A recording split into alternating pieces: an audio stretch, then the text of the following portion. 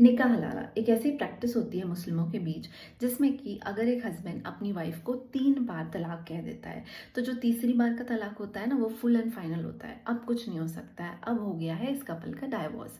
But इस husband को realise होता है कि इसने कर दी है गलती and he wants the wife back because he loves the wife a lot. अब निकाह हलाला का कॉन्सेप्ट आता है जो कहता है कि इस हस्बैंड को हम ऐसे ही वापस अपनी वाइफ को लेने नहीं देंगे। वाइफ को यहाँ परफॉर्म करना पड़ेगा निकाह हलाला। वो क्या होता है, चलो मैं बताती हूँ। तो निकाह हलाला का कॉन्सेप्ट कहता है कि इस वाइफ को एक थर्ड स्ट्रेंज मैन से शादी करनी पड़ेगी, जिसमें कि इस वाइफ को उस शादी के बाद शादी कॉन्ज्यूमेट भी करनी पड़ेगी, मतलब सेक्सुअल इंटरकोर्स परफॉर्म करना पड़ेगा। And once that is done तो अब इस मैन को इस वाइफ को डाइवोर्स देना पड़ेगा, विच इज़ तलाक। एंड वंस द तलाक इज कंक्लूडेड तब जाकर ये औरत अपने पहले हस्बैंड के पास जा पाएगी।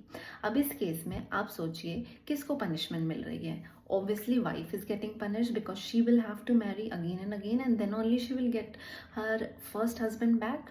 बट ये होल प्रोसीजर बनाया गया था हस्बैंड को पनिश करने के लिए, ताकि हस्बैंड को जब अपनी पहली वाइफ वापस मिले तो उसको ये रियलाइज हो कि he has committed mistake and he is receiving the wife with all impurities with her.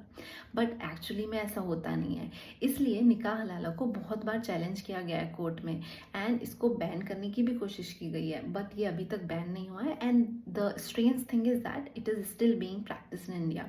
तो और ऐसे सारे फैक्ट्स अगर आपको जानने हैं तो subscribe my channel now. Thank you.